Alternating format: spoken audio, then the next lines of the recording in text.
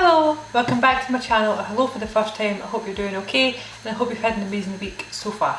Today we're just going to do a really simple, easy recipe, something that's really fun to do with the kids, something that's really good for beginners and something that's also really good for wee gifts. So I'm not sure if you get these candy bars or chocolate bars in America or other countries, but you do get them in Britain and they're called raspberry ruffles. Why do you have your tap dancing shoes on, Buddha? So I'll put a picture of raspberry ruffles on the screen, but essentially it's like a dark chocolate that surrounds a raspberry flavoured coconut fondant filling idea. They're really nice, but I understand that not a lot of people like coconut, and when I usually make coconut recipes I usually get quite a lot of comments being like ew. But I like coconut and a lot of people I know like coconut, so we're just going to make them. They are actually really nice and I recommend that you do try them before you knock them. Okay, let's make raspberry ruffles.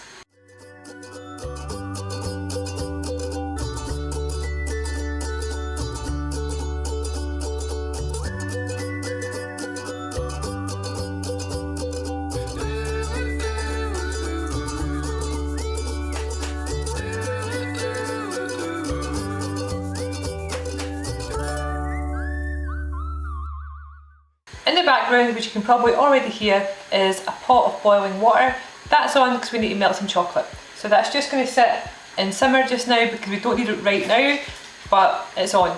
To begin with, we're going to make the raspberry coconut filling, and it's super simple. So in a bowl, we're going to put our coconut. So we need 200 grams of coconut, and it's desiccated coconut, and a whole bag for me is 200 grams anyway, so a whole bag. Next, we need powdered jelly, raspberry flavour, of course, because it's raspberry ruffles. So we need 2 sachets of these. If you don't get them in sachets, it's 23 grams per sachet for me, so you're looking for 46 grams of gelatin powder, raspberry flavoured gelatin powder. Then we're just going to give that a wee mix. I'm using a whisk just to incorporate it a little bit faster. Once that's fully combined, we're going to add icing sugar. We need 75 grams of icing sugar. And again, we're just going to mix that. Cool, easy enough so far. So now what we're going to do is we're going to add our condensed milk. So we need to move from this to a spatula. It's not a full tin of condensed milk, it's only some of it. So we need 200 grams of condensed milk. There's my 200 grams. And then we're just going to mix this round.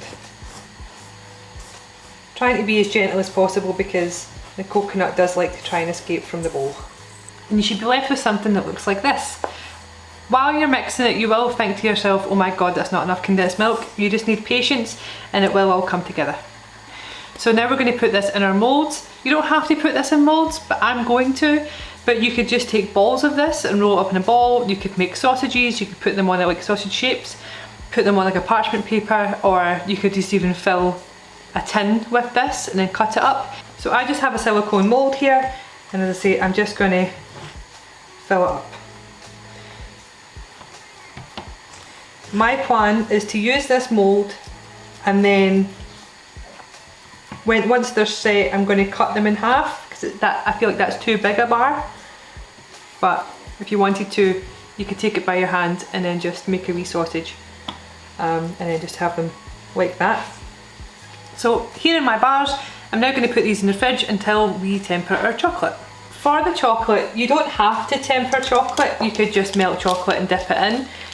I like to temper the chocolate because, I don't know, I guess I like the shininess of the chocolate.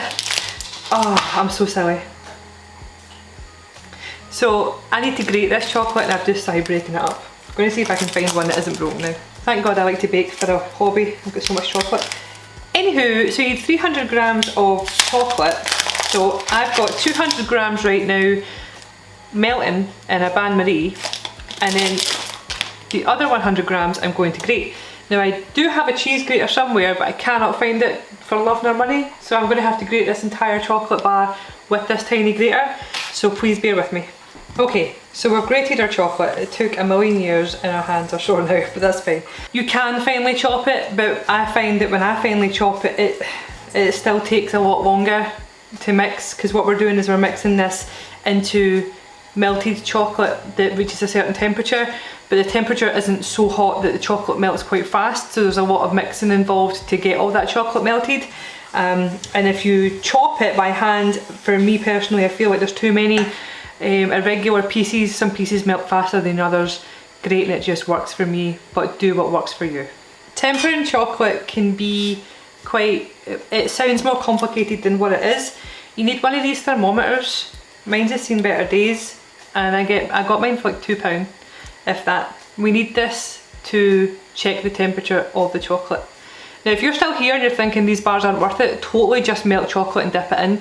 Like again, this is only an extra step and you really don't have to do this. I just like doing it, and I thought, well, I'm doing it, I may as well show you how I do it. So we have our melted chocolate here.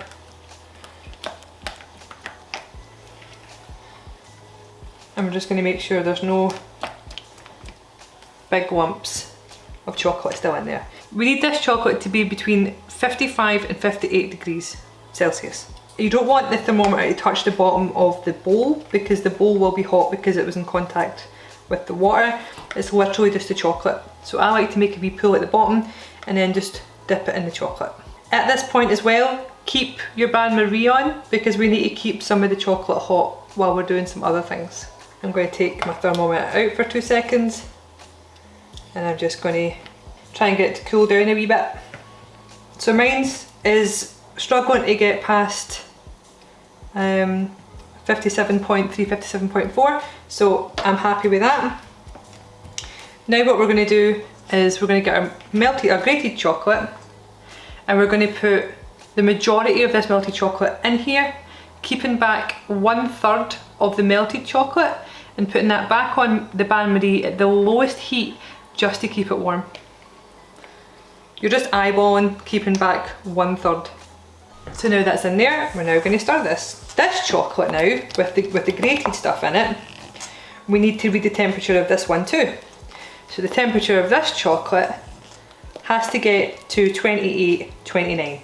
Now these temperatures I'm giving you are only for dark chocolate. They're not for milk and they're not for white. So now I'm happy that there is no grated chocolate in there.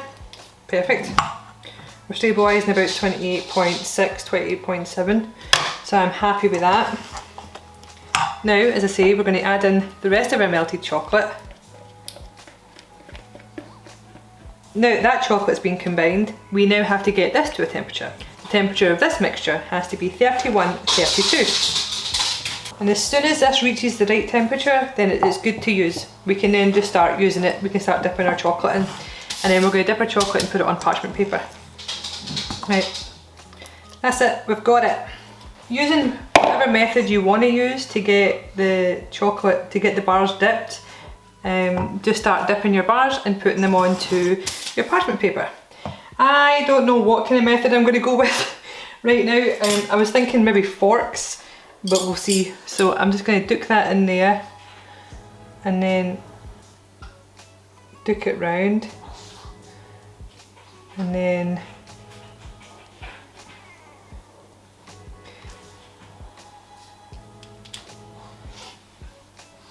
yeah, I think forks will do. So I'm putting my fork underneath and then scraping the bottom, because there's quite a lot of excess chocolate on there. Well, I know I've already said this, but it might be a ton easier to just melt chocolate. I just wanted to be extra. We're going to put these in the fridge now to set. Hi! So these are now set, and they're all cooled down and whatnot. They don't look the most attractive in the world. I don't know why I made them so terrible. But there you go. And if we can snap. So that snap is what I'm after, because I tempered the chocolate. You wouldn't really get a snap like that if you didn't, but again, the snap doesn't matter. You just need to cover it in chocolate. But yeah. Hi again. So that is the bars. They're all done, all made, very tasty. They're also really, really pretty, and smell amazing. So I've just put a stinging nettle soup video live.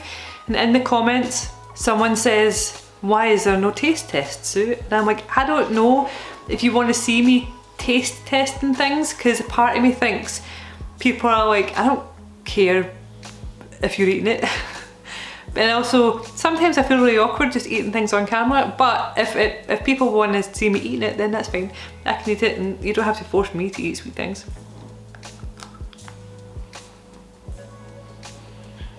It was really tasty. The dark chocolate complements the sweetness of the coconut and the raspberry in the inside. The jelly crystals they're not weird or anything in there, it's literally just a flavour. And the flavour is so raspberry, it's so, like, it's just delicious. Do you know what I mean? Really easy, really fast. You don't need to temper the chocolate if you don't want to, and then it's even faster. Can't recommend that enough. So if you like this video, please consider liking and subscribing. I also have a Patreon and merch. If you don't want to do any of those things, that's totally fine. I understand. I hope you enjoy the rest of your day, and I'll see you next time, hopefully. Bye!